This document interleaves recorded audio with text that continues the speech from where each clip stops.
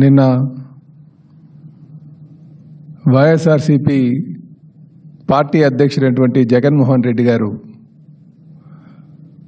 మరి పిన్నెల రామకృష్ణారెడ్డి గారిని జైలుకి వెళ్ళి పరామర్శించి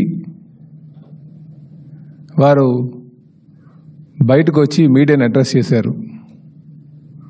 ఈరోజు మేము అడుగుతున్నాం, తెలుగుదేశం పార్టీ రాష్ట్ర అధ్యక్షులుగా మేము ఒకటి అడుగుతున్నాం, దానికి సమాధానం చెప్పాలి. మీరు ఒక పార్టీ నడిపేటటువంటి వ్యక్తి ఆదర్శంగా ఉండాల్సినటువంటి అవసరం ఉంది. అది తప్పి మీరు జైల్లో ఉన్నటువంటి వ్యక్తి దగ్గరికి వెళ్ళి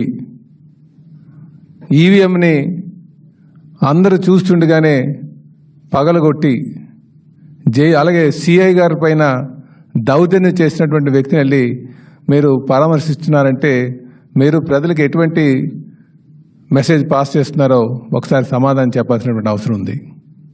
ఎందుకంటే ఒక పార్టీ ఉందంటే ఆ పార్టీ ఆదర్శంగా ఉండాల్సినటువంటి అవసరం ఉంది.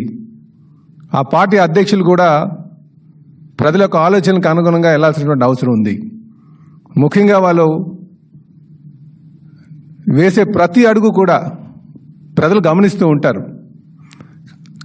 కానీ ఈరోజు జగన్మోహన్ రెడ్డి గారు ఆయనకున్నటువంటి నేర చరిత్రని మరొకసారి నిరూపించుకుంటూ ఒక నేరస్తుడిని వెళ్ళి పరామర్శించడం చాలా సిగ్గుచేటని చెప్పి ఈ సందర్భంగా తెలియజేస్తున్నాం.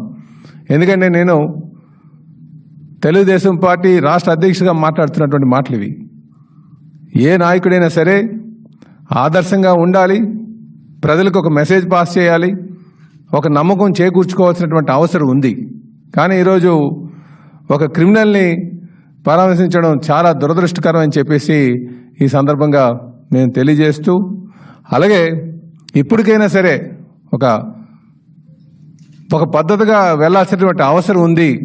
నాయకులంటే, రాజకీయ నాయకులంటే ఈరోజు సమాజంలో కొంత వ్యతిరేక భావం ప్రజల్లో ఉంది. ఎందుకంటే వీళ్ళు చెప్పేది ఒకటి చేసేది ఒకటని. ఎందుకంటే ఈరోజు జగన్మోహన్ రెడ్డి గారు చేసేటువంటి తీరు, మాకు ఆయన వెళ్ళేటువంటి తీరుని చూసిన తర్వాత నిజంగా ఎప్పటికీ కూడా ఈ వ్యక్తి మారడు, వీళ్ళు మళ్ళీ ప్రజలే బుద్ధి చెప్తారని చెప్పేసి ఈ సందర్భంగా తెలియజేస్తున్నాం. అయితే ఈరోజు ఆయన ఇంకో మాట కూడా అన్నారు, తెలుగుదేశం పార్టీ కేవలం వాళ్ళు ఇచ్చినటువంటి ఏదైతే హామీలు ఉన్నాయో హామీలతోనే గెలిచారు, మోసపూర్తికంగా వీళ్ళు మాట్లాడి గెలిచారని చెప్పేసి మేము ఈ సందర్భంగా తెలియజేస్తున్నాం. గడిచిన 5 సంవత్సరాలుగా జగన్మోహన్ రెడ్డి గారిని ఏ విధంగా ఈ రాష్ట్ర ప్రజానికాన్ని మోసం చేశారా అన్న సంగతి మీకు ఒక్కసారి నేను వివరిస్తాను. ముఖ్యంగా పేదలకు అందుబాటు లేనటువంటి ధరలు ఎక్కడున్నాయంటే ధరలు ఆకాశానికి అంటుకున్నటువంటి ధరలు, నిత్యావసర వస్తువులు ఎక్కడ కూడా సామాన్యుడు కొనలేనటువంటి పరిస్థితి గత 5 సంవత్సరాలుగా ఉంది.